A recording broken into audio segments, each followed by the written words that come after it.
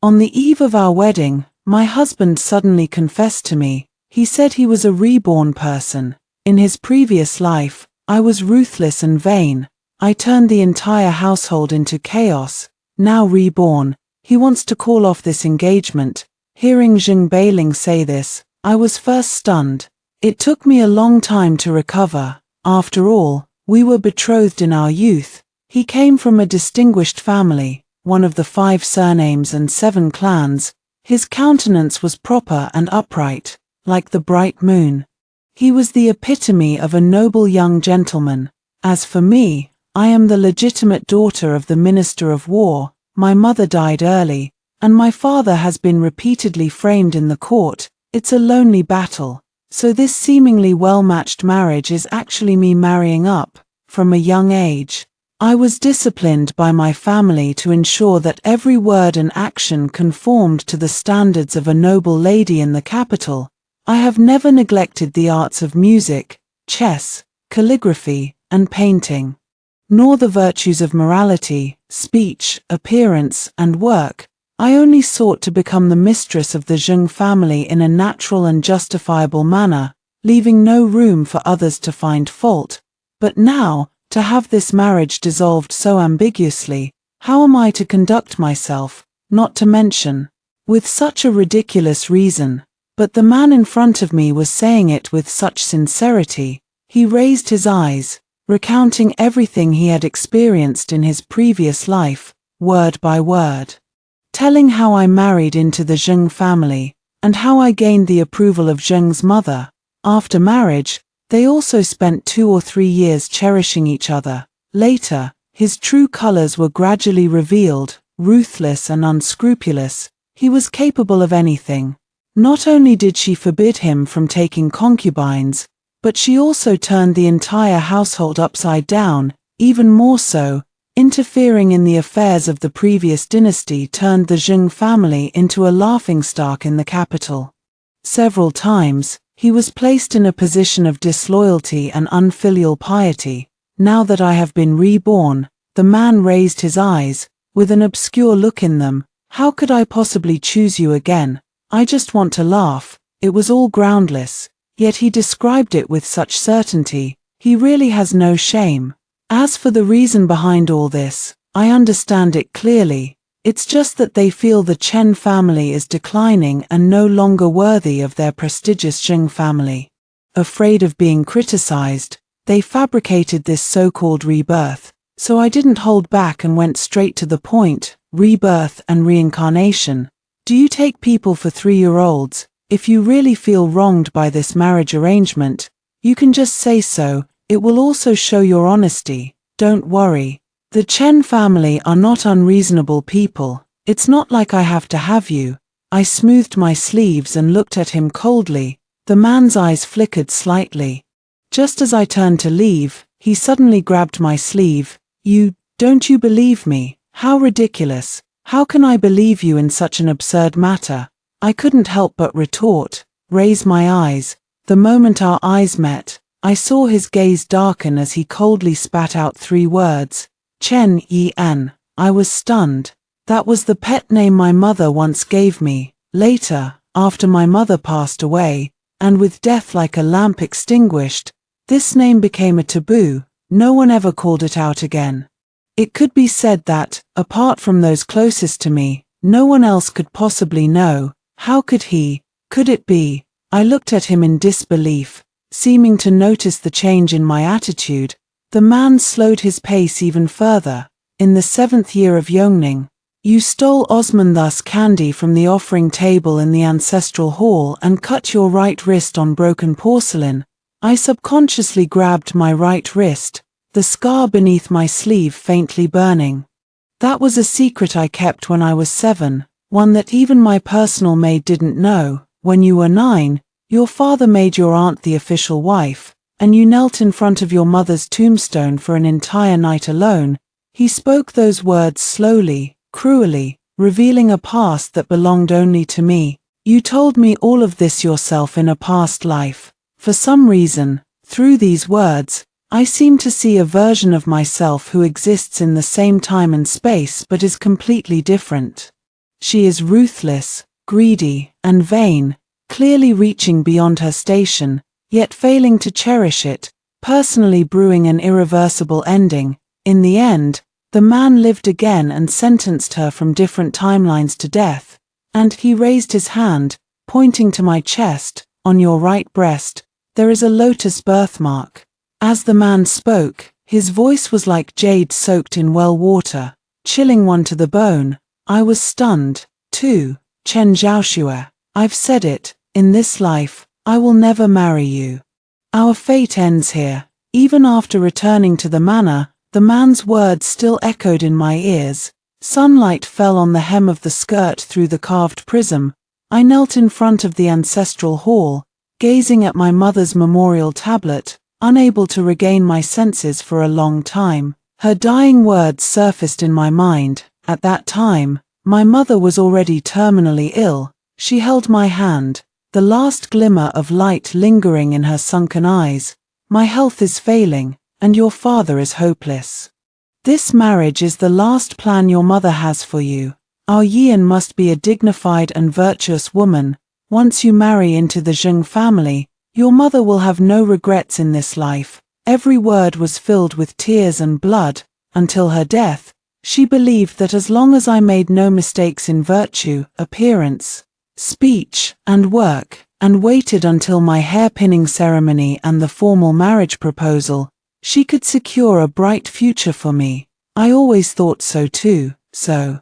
Over the years, I have lived cautiously, taking each step carefully, never had a single day of peace. To secure this marriage, how much gold and silver did my father send to the Zheng family? Everyone is waiting for me to marry into the Zheng family. Previous life's husband and wife, rebirth, another lifetime. Even with my efforts, I was still rejected with such a fabricated reason. How am I supposed to explain this? As I had anticipated, the moment the annulment letter arrived at home, my father kicked open my bedroom door. Insolent, he slammed his hand on the table in a rage. How could I have raised such a shameless daughter like you? Before I could speak, he raised his hand and slapped me across the face. With a crisp snap, a burning pain. It was the Zheng family who went back on their word regarding the engagement. So why is father hitting me? I couldn't help but argue. Even now, you're still being stubborn. He trembled, his index finger pointing at the center of my forehead. Do you know what the Zheng family said when they came to break off the engagement today? As he spoke, he gritted his teeth and threw the letter of disengagement at me. The words deficient in virtue were glaringly written on the white paper. He said, if our Chen family doesn't acknowledge this charge, they will make the matter of the birthmark on your chest known to everyone. Even if the Zheng family is at fault, we can only accept this charge now to protect your innocence. Chen Zhaoxue, how could I have given birth to such a shameless daughter like you? The man's eyes were filled with venom, wishing he could make me atone with my death. I stood there, stunned. The metallic taste of blood filled my mouth. Unbelievable. Zheng Bowling. Oh Zheng Bowling, you truly hate me to the core. A woman's reputation is like a noose around her neck, and you insist on using it as leverage to break off the engagement, turning the memories of the past life into blades to slowly torture me in this life. At this moment, I finally understand. So, when he said we were unrelated, he meant he wanted to watch me fall into the abyss with his own eyes. I can no longer be associated with him, this upright and noble, gentle and refined man. Speak. My father's voice grew louder. If you hadn't lost your virginity before marriage, how would he have known all this? In that moment, countless arguments flashed through my mind to defend myself, but my mouth just opened and closed, but couldn't utter a single word. Indescribable. Whether it was done or not is no longer important.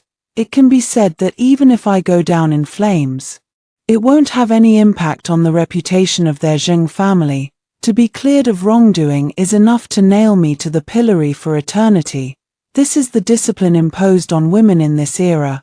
I cannot win. 3. Troubles in this world always come in pairs. After being rejected for marriage, I suddenly fell seriously ill. I curled up on the couch, my ears ringing incessantly, and a high fever made my forehead burn. But even so, it seemed that God still didn't plan to let me off the hook. In a daze, I heard whispers outside the window. Jinx, she hasn't even married into the family and she's already been rejected. How are we supposed to hold our heads up in the capital now? If I had known she was so unchaste, she should have gone with her short-lived mother. It was the voice of the concubine. My father remained silent, allowing those venomous words to creep in through the cracks in the door. I huddled in the quilt, shivering uncontrollably. The door was pushed open, and in a daze, someone used a handkerchief to wipe my forehead. Good girl, it was the maid, Chun Dao. She sat on the edge of my bed, her voice trembling with tears.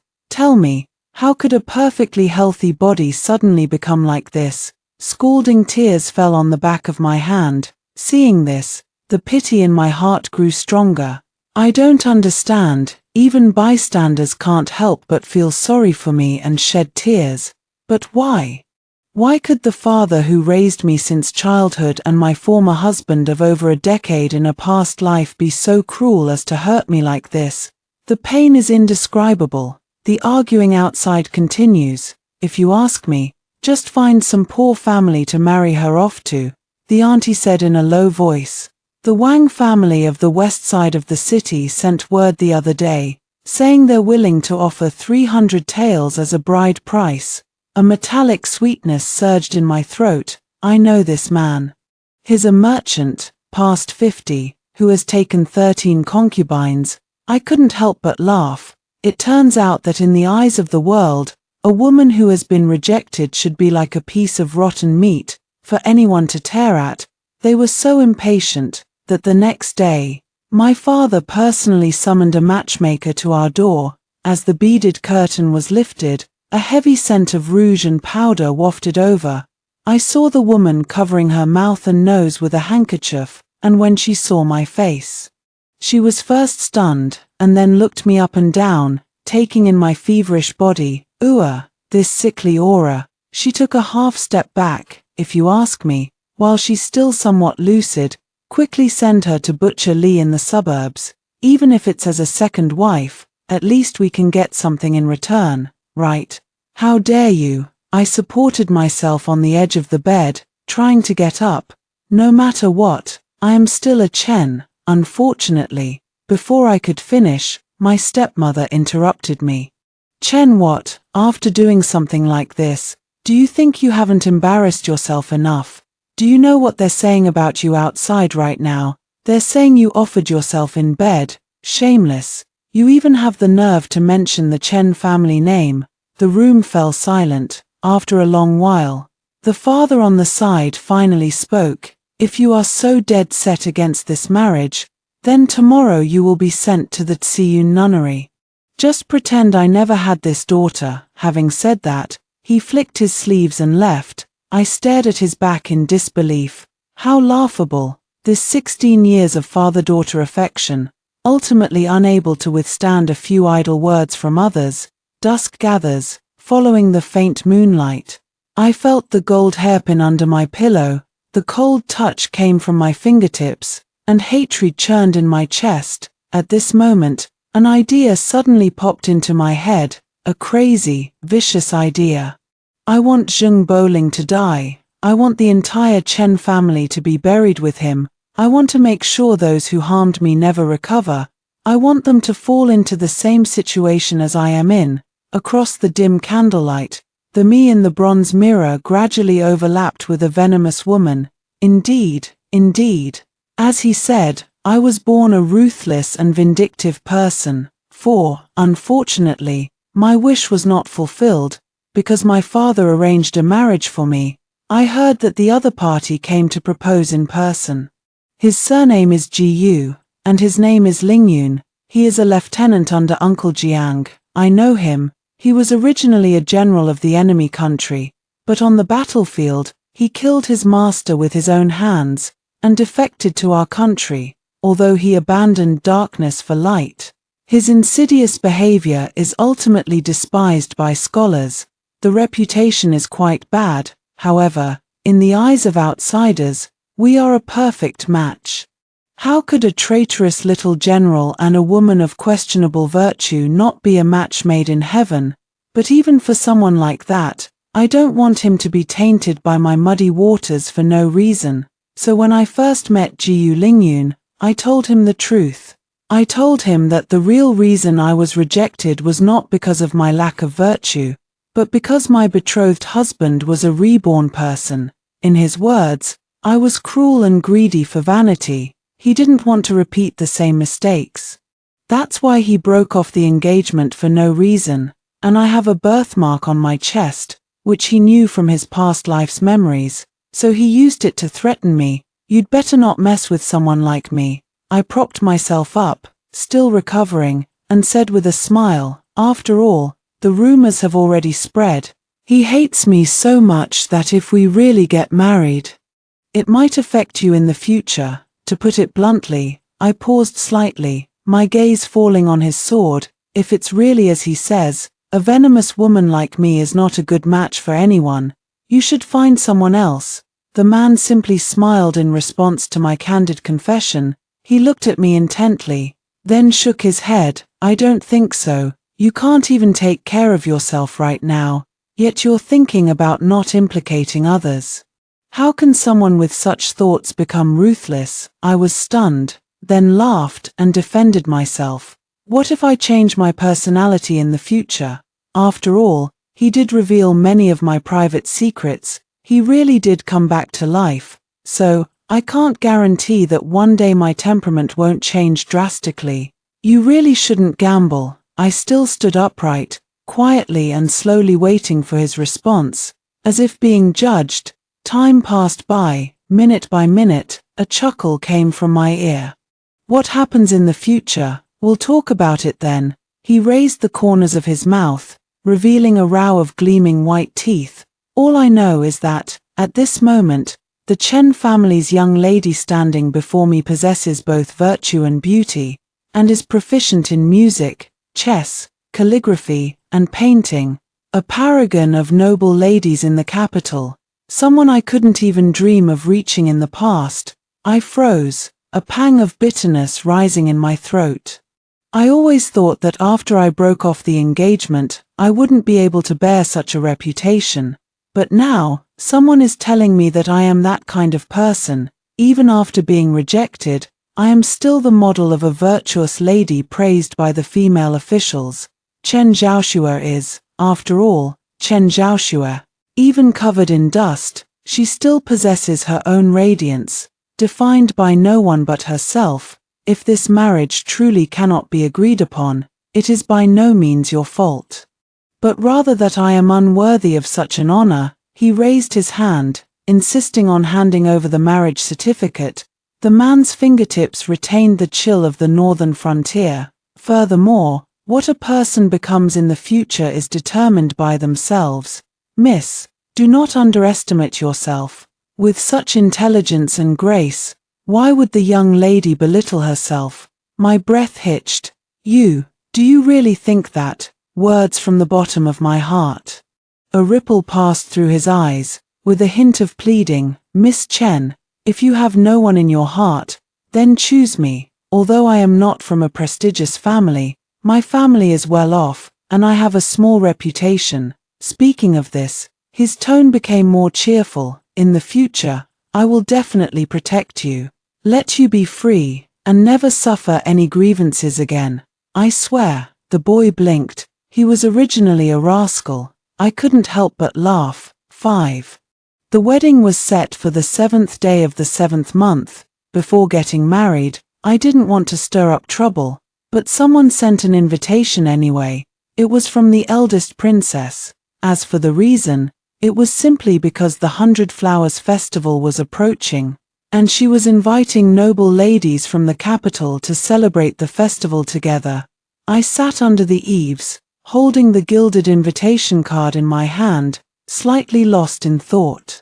It was still Jiu Lingyun who made the decision for me. He said, "Jade may shatter, but the mountains and rivers remain unchanged, still reflecting the light of the sky and the shadows of the clouds.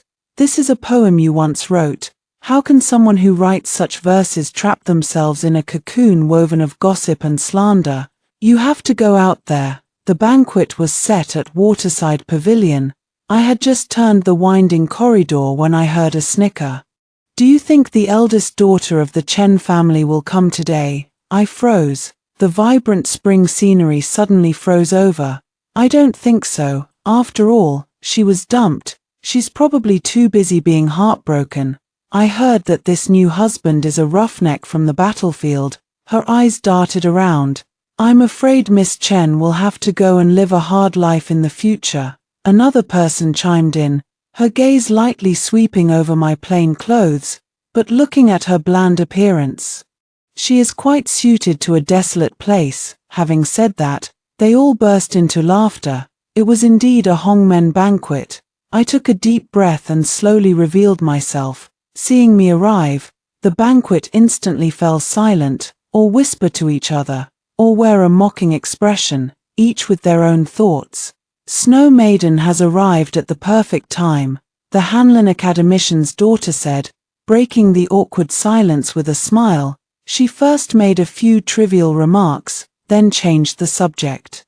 This year's 100 Flowers notepaper is still missing a main painting. In the past, your virtue, appearance, speech, and skill have always been the best among us. You must be the one to suggest this painting.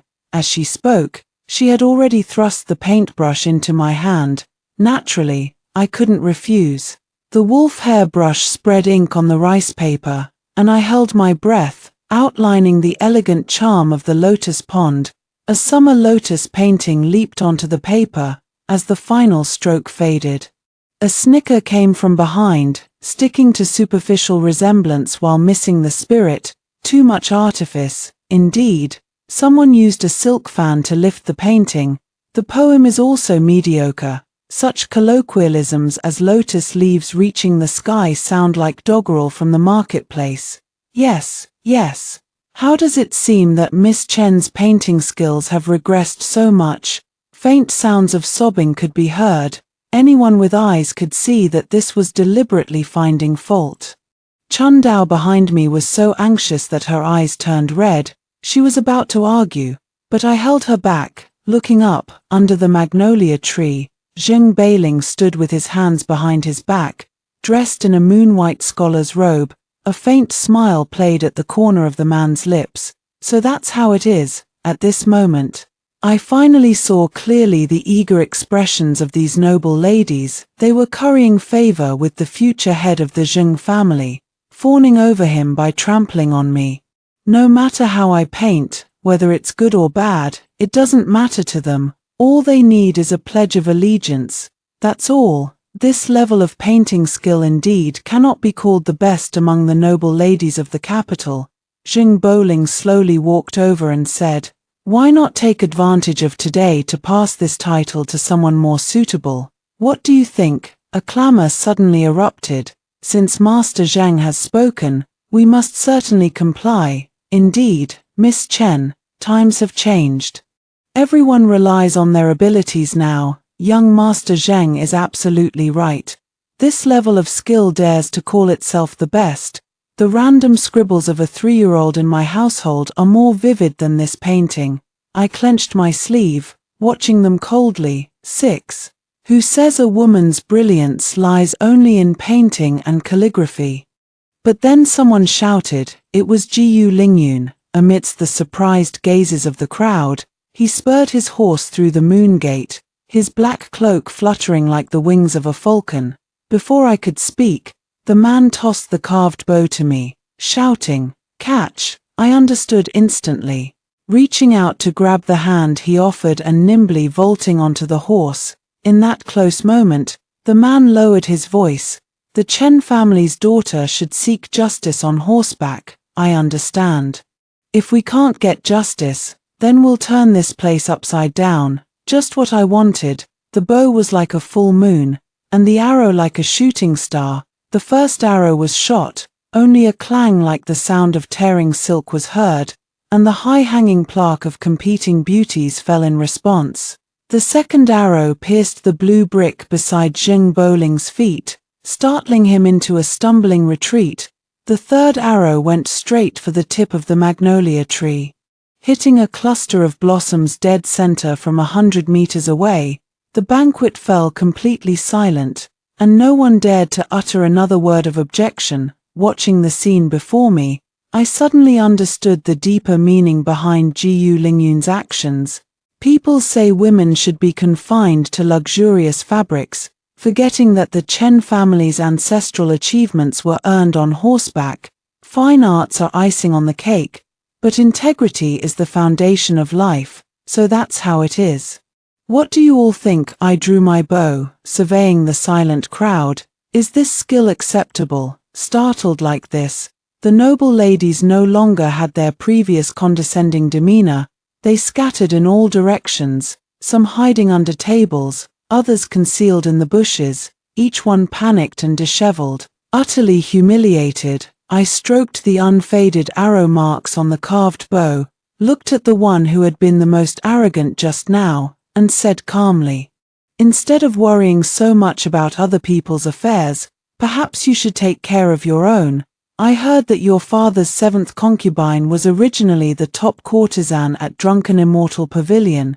If you don't pay attention, I'm afraid it will be you who's left with nothing in the future." Then, I glanced at the round-faced lady. "You said I was bland just now. It's better than some people, who can't hide their dirty thoughts no matter how much makeup they wear." Finally, she turned her gaze to Zheng Boling again. "And you, young Master Zheng, you always say that in my past life, I was greedy for vanity and had a heart of a viper, but your actions, indulging your cousin in publicly humiliating a weak woman, tacitly allowing them to use chastity as a bargaining chip, compared to who I was in my past life, how much better are you?"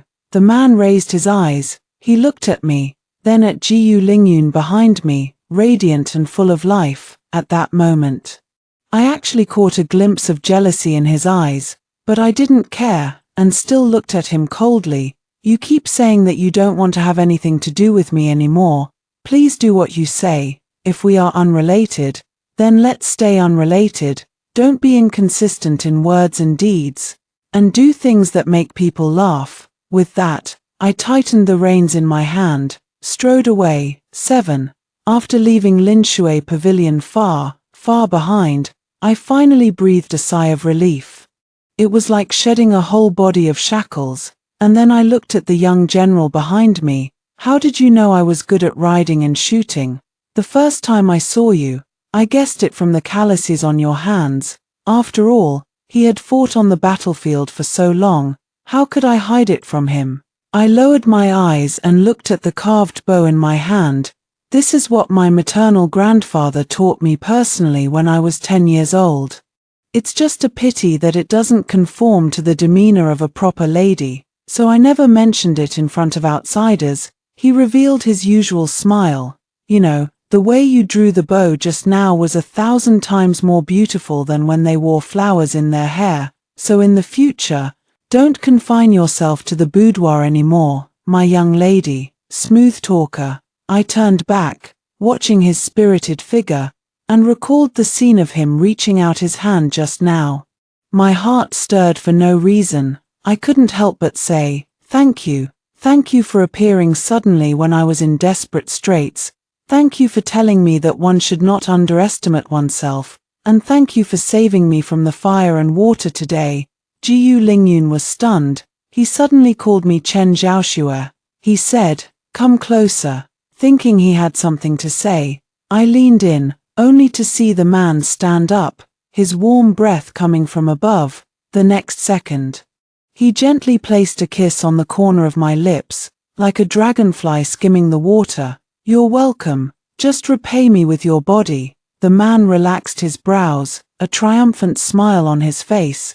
"This is the first time I've been so close to someone." I was momentarily stunned, unable to return to my senses for a long time. By the time I finally reacted, there was no one in sight. Bastard. 8. The incident of riding a horse during the banquet quickly spread. I thought I would be punished, but unexpectedly. The princess not only didn't blame me, but also praised me as a woman who is as good as any man. Since she was a child, she had a dream of galloping on the battlefield, but unfortunately, she was born into the royal family and was imprisoned in the palace for most of her life, never able to fulfill her wish. So she naturally liked my style of doing things very much. It's just a pity I wasn't at the banquet then, allowing others to humiliate you. It was my fault. The woman held my hand. And we chatted happily. We only had a few topics to discuss, and as we talked, we suddenly touched on Jing Bailing, the real reason he broke off the engagement with you. This princess also knows a thing or two. It is indeed a bit absurd. Do you think it's possible? He has some unspeakable secrets, but is embarrassed to say them, so he deliberately made up such a lie. She paused, didn't investigate further. That's a novel starting point, but I remain unmoved. I still shook my head firmly. It doesn't matter anymore, no matter what unspeakable reasons he had, as long as he proposed the annulment, there is no longer any possibility between us. Besides, she did something like that afterward. Not having the intention to kill is already me being magnanimous. Seeing how firm I was, she stopped saying anything, and afterward, seemingly to confirm the princess's suspicions, some inexplicable people began to appear around me. For example, casually saving a young girl from being harassed. Turns out she is a personal maid of the Zheng manor. To repay my life-saving grace, she wants to tell me the truth of the matter. He said that his young master often called my name in his sleep. Zheng Bowling has me in his heart. As for the matter of breaking off the engagement, it was also beyond his control. As for the reason behind this, it is actually because, don't know, don't want to know, I didn't listen anymore. Or, for example, the monk you meet when you go to the temple to pray for blessings, who is knowledgeable in both ancient and modern times, he held my hand, tears welling up in his eyes. He said that in a past life, Zheng Bowling and I were a loving couple for an entire lifetime, but I tragically lost my life trying to save him. So, in this new life, he wants to prevent this tragedy from happening, never let us get married. Even watching the woman he loves marry another, he would be content, and my response to this is, quietly bringing forward the wedding date with Jiu Lingyun. 9. Less than 2 months until the wedding day. To sever ties with my family, I moved to my maternal grandfather's small courtyard, 3 courtyards within 3 courtyards. Though not large, it was fully equipped with everything I needed. You can grow flowers and read books. In my spare time, I can also lie on the rocking chair under the veranda and close my eyes to relax. As soon as Jiu Lingyun has time, he will ride his tall horse in a hurry, sometimes bringing novelties from beyond the Great Wall, and sometimes pastries fresh from the capital. He tries every means to make me happy.